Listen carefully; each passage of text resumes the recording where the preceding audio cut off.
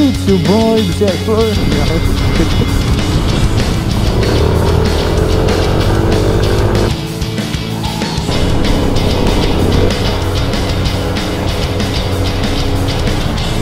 Hi ma'am, may gabi. Mana? Dito tayo sa may downtown. Shit! Kabot sa order mga boss. Maratag ko na rin. Maratag food panda. Hilag yung hapon boy. Bertek lang berat. Bertek ya berat tuh. Mga bro, mga boss. Mga boss, nagpa-install ko rin convert. Tara.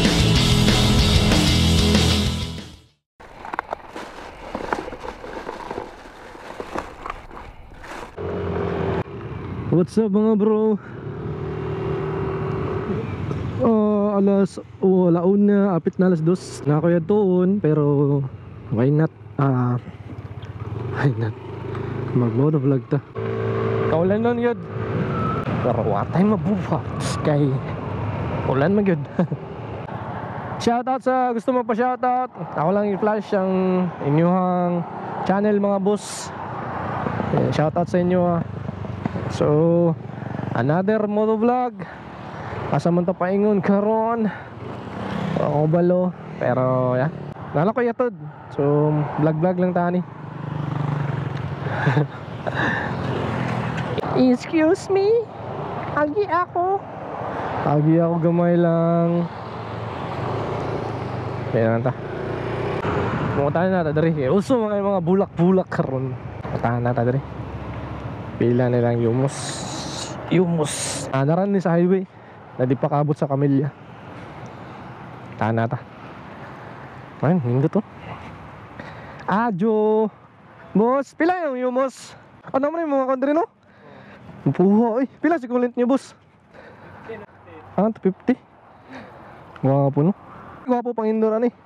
Kung sa indoor, saan mabibato na dili lang bubuan. Dili lang basa bang kuan yang kuan. Kilid. Yuta. Yuta ay sa bisbis eh. Ano mga matay no? Mata mo yang kuan sir. Gamot. Niya. Umuga na yang kuan niya, yang Yumos, yang kuan.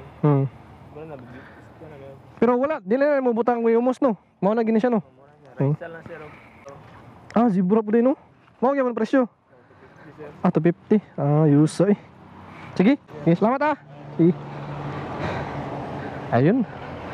Indot din mga indoor plant. Chup. Wow. Nice no. Ayos. Okay. Sa karon, batay plano kung asa tong rides. Karon ay Saturday. Patay ugma ang tawag nindot i-rides. Pero kita mo ninyo mga panahon karon, partang kung dili mag-ulan, partang inita. Pero sa karon, sa gunson yung ulan, mao nang lisod kayo mag-rides. Kay basa juga.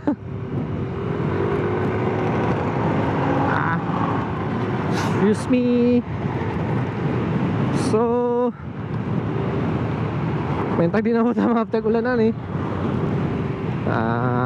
Biyahe. Ang ginagamit na yung motor karon mga boss is all stock ni siya. All stock. Wala yung mga upgrade. Day kanilang day. Kani hand grip or lagi grip. Basta grip. Kaning brake master. Dili na brake master, brake lang. Brake level bala, rever, level. Yan, ganito ha. Other than that, wala na. Wala na ako mo upgrade o panggilid. Pero sa sunod na siguro. Kay kaning sa tinuod lang, kaning power sa Aerox. Kusog na kayo ni para sa kuha. Pero tinay kusog ka kay, di ba gikan ko sa XRM. So, pila ramay ko na to dagan. Kaninyo Aerox ko na. Happy na ikuha ni sa yung dagan. No need na siguro mag-upgrade o ka ng mga panggilid. So far sa karon. Pero kabalo ba yata pag mga Pinoy, tamo na pag sa mga motor na upgrade yun na tayo. Dili na yun na. Ingon nila stock is good. Pero ma-upgrade yun ng mga Pinoy. Klaro kayo for sure. So siguro panggilid or pipe siguro. Pero mga mo ko nakitaan po nga pipe na ayos o barato. Siguro makikita ko diri sa downtown, diri sa mga Tagum, pipe lang sa siguro or panggilid yun na. Mga na itong i-upgrade. Pero so far wala na kayo, satisfied na kayo kung anong dagana sa Aerox. Paspas na kayo na yung para sa kuha. Di pa rin kayo motodeck na grabe yung mga upgrade ato. Change tagbor, tako na, panggilid, ECU na pag yun. Tapos nakakuha na, naka-pipe. So pa to, wala nagkala sa upgrade 180cc na yata to, 183. So ito slack lang ta kay siyempre kulang pa po sa budget. And kani actually mga bro, kuha na rin siya hulugan. Ginabayaran ako ni monthly. So manang di siya tamang upgrade ang ato yung goal is biyahe siya ta, biyahe ta bisag asa para okay kayo. Watch out, watch out, watch out, watch out! Sunod siguro, sunod na parig makakwanta, basta maka-rides na. Siguro mga motovloggers diri sa Tagum, shout out sa inyo mga bro. Sa mga rides ta. Gusto lang kayo mga agit ng rides ba? Ay, nakakuha naman, makain.